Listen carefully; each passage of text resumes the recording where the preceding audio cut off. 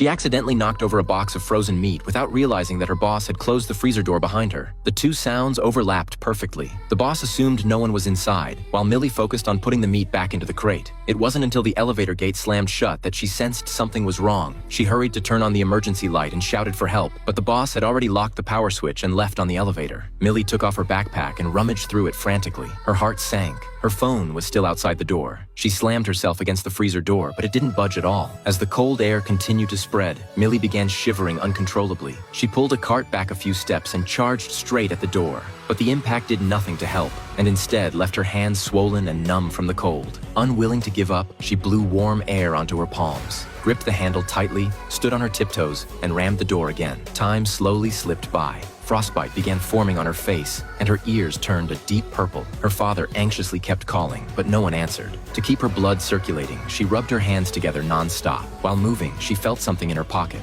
a movie ticket. Millie checked the time. There were less than 30 minutes left before the movie ended. The theater was right next to the restaurant. Once the movie let out, a crowd would surely pour out. Realizing this, she immediately grabbed a tray, crawled up to the freezer door, and stared intently at the ticking watch hands. When the movie ended, a large crowd did indeed spill out. Millie seized the moment and pounded on the door with all her strength. A boy noticed the strange noise and finally stopped walking, but at that exact moment, Millie had completely run out of strength and stopped knocking and calling for help. The father picked up his child and decisively left the mall. Just like that, Millie missed her only chance to escape. She curled up in a corner, half asleep from the cold. Her father was still waiting downstairs, but there was still no news. The lights throughout the mall were turned off. Millie was now the only person trapped inside. As the temperature continued to drop, her watch froze and stopped working. In an enclosed space like this, losing track of time was the most dangerous thing of all. As if that weren't enough, Millie started bleeding from the nose. In despair, she drifted into a heavy sleep. When she woke again,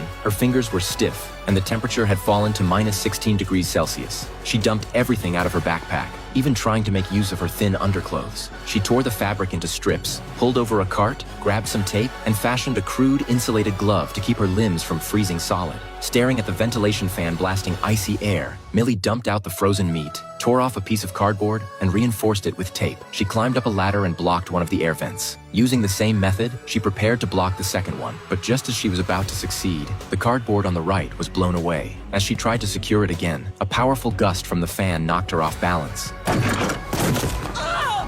Millie dodged quickly, but it still slammed into her right foot. A surge of searing pain ripped a scream from her throat. Looking down, she saw her ankle was broken. Millie sobbed uncontrollably, yet still forced herself to tear off the tape and remove the last layer of protection. Her foot was swollen and deep purple. Tears streamed down her face, which was already covered in frostbite. She tried to touch her swollen, bruised foot, but the instant she did, a stabbing pain shot through her. At last, Millie broke down completely and cried in utter despair.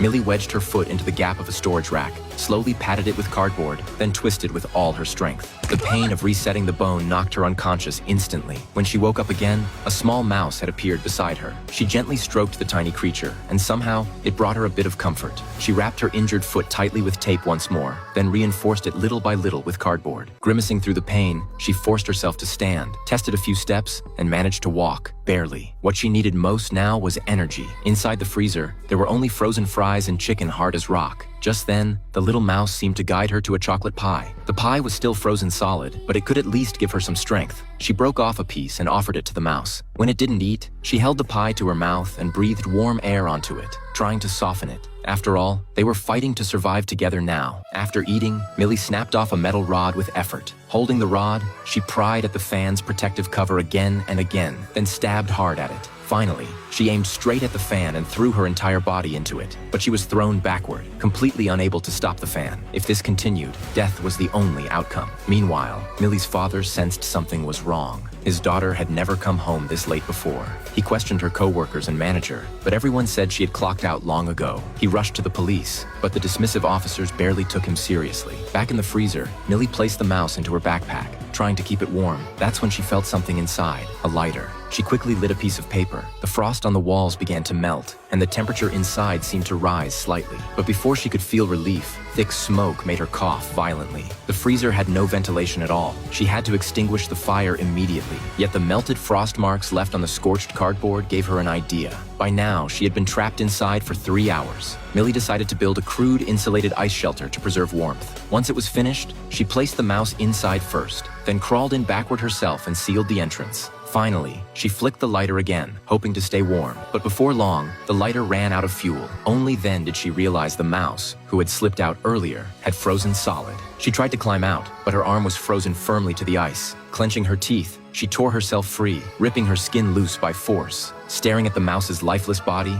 she knew she wouldn't last much longer either. So she began throwing frozen chicken at the fan, trying to jam it with the meat. After only a few throws, she was completely exhausted. Then she spotted plastic wrap nearby and immediately wrapped herself tightly in it, continuing to hurl chicken at the fan. Finally, one piece of chicken got stuck in the blades. Carefully, she stuffed more chicken inside to keep the fan from restarting. But when she tried to disable the second fan, she no longer had any strength left at all. At that moment, Millie's boyfriend learned from her coworkers that although she had clocked out, she had stayed behind working in the freezer. Police also traced Millie's phone, confirming she had never left the shopping mall. Everyone rushed to the building, frantically searching for Millie trapped in the freezer. Inside, Millie noticed a loose screw. Using a hairpin, she slowly twisted it out. Behind the screw was a ventilation duct. She crawled toward it with everything she had left, but lost strength and fell hard to the ground. All she could do was bang on the duct with metal trays, throwing them down one by one. This was her final hope. At that very moment, her desperate father passed directly beneath the duct. He noticed the falling trays. Above the duct was the restaurant's freezer. When the freezer door was finally opened, Millie had already lost consciousness. Her devastated father collapsed in tears on the spot. But just then, Millie's hand suddenly twitched. Everyone in the hospital was stunned. Despite severe frostbite over her entire body, Millie was not in critical condition. Most people feel cold in a 17-degree air-conditioned room. Yet Millie survived for 5 hours in a freezer at minus 18 degrees, wearing only a short-sleeved shirt. It turns out the human will to survive really can create miracles.